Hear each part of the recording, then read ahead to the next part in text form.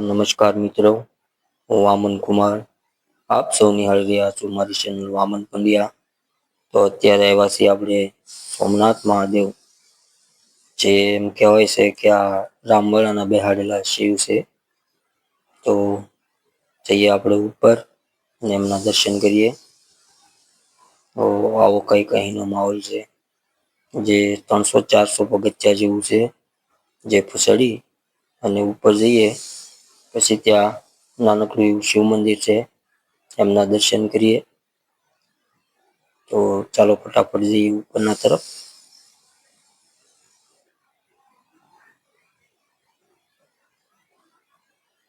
આવો મસ્ત અને ખૂબસૂરત પહાડ છે, જે ધીમે ધીમે ચડીએ ઉપર.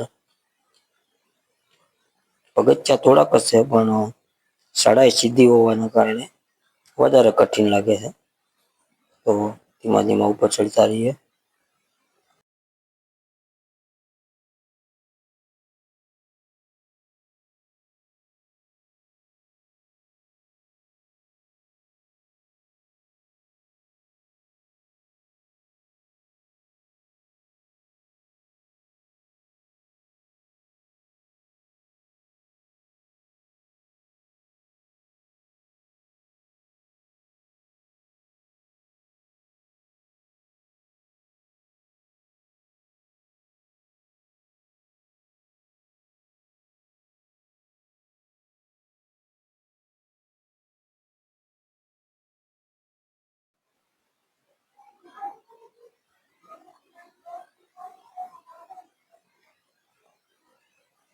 આવા પગથિયા બનાવેલા છે અહીં, જે બંને સાઈડ પાળીવાળા છે.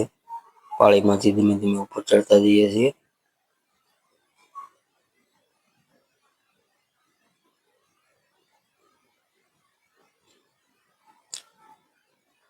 આ શિવ મંદિર વિશે એવું કહેવામાં આવ્યું છે કે અહીં રામવાળા રોકાણા હતા, એમનું સ્થાપેલું આ શિવ મંદિર છે, જે આ પગથિયા જીર્ણોદ્ધાર કરાવ્યા બનાવ્યા એમની એક તકતી લગાડવામાં આવેલી છે.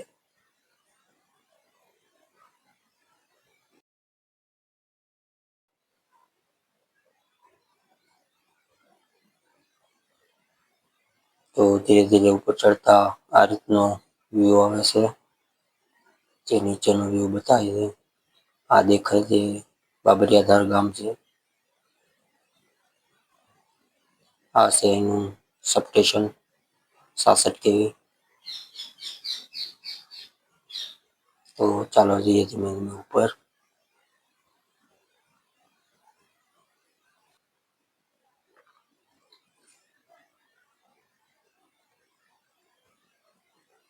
આખરે આપણે ચડી ગયા ઉપર. આવો છે એનો નજારો. તો અહીં બૂટ ચંપલ ઉતારવાના છે.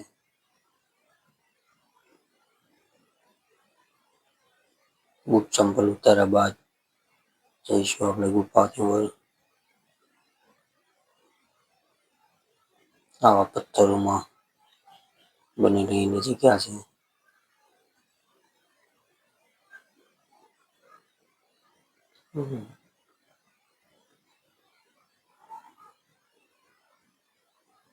આવા વિશાળ પથ્થરો અહીં એ સમયના પૌરાણિક છે, એમની વચ્ચે બનાવેલું છે મહાદેવનું નાનકડું એવું મંદિર. આ બંને પથ્થરોની વચ્ચેથી શિવાલયમાં જવાય છે, જેમનો નજારો કંઈક આવો છે.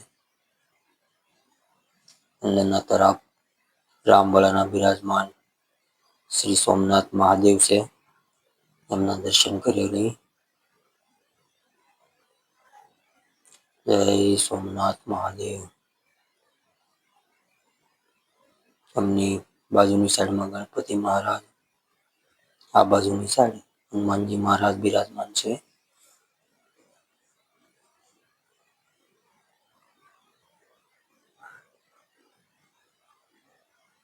તો આવું છે મહાદેવનું મંદિર, જે નાનકડું એવું બાદમાં બનાવેલું છે. આવા બંને પથ્થરોની વચ્ચે બનાવેલું શિવાલય, બેસવા માટેની થોડીક જગ્યા બનાવેલી છે. તો આવી ખૂબસૂરત વાદીઓમાં બનાવેલું આ મંદિર છે, જેમનો નજારો કંઈક આવો છે.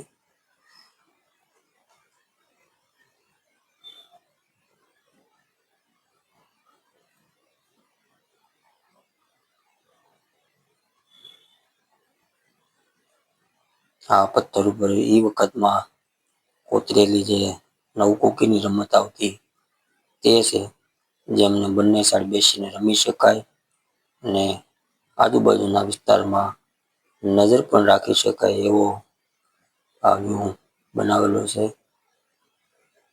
તો અહીંથી કંઈક આવો નજારો દેખાય છે.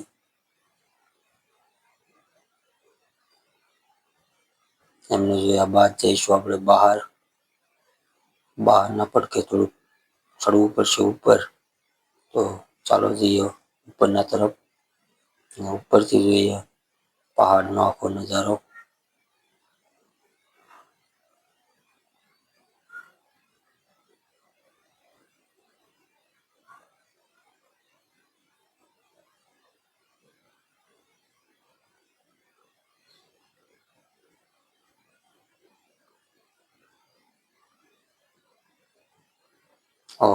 આ રીતે કઠણ ચડી અને ઉપરના તરફ જવું પડે છે.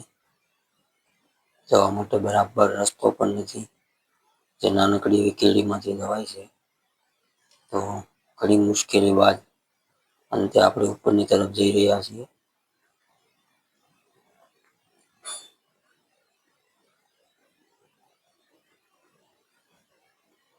વિશાળ પથ્થરો ટપતા ટપતા આપણે ઉપરના તરફ જવાનું છે.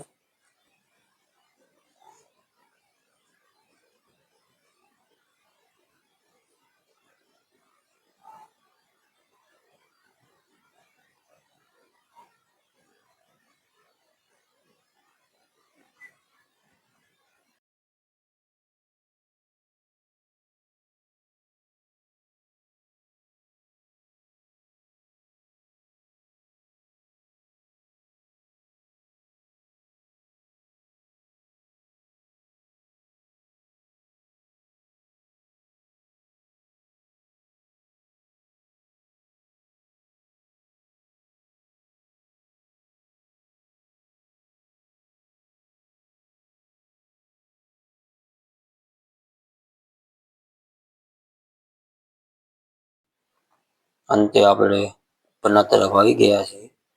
તો આવો છે એનો કંઈક નજારો, જેના ઉપર આ ધજાસ્તંભ બનાવેલો છે, જેમાં મહાદેવની ધજા લહેરાય છે. અને આવો છે એનો નજારો. તો એકવાર જરૂર મુલાકાત લેજો શ્રી સોમનાથ મહાદેવની. પ્રકૃતિના ખોળે બનાવેલું સુંદર મંદિર છે, જ્યાં મજા આવે એવું છે. જો તમને અમારો આ બ્લોગ ગમ્યો હોય તો અમારી ચેનલને લાઈક કરો, સબસ્ક્રાઈબ કરો અને શેર કરવાનું ભૂલતા નહીં. જય ભોલાનાથ.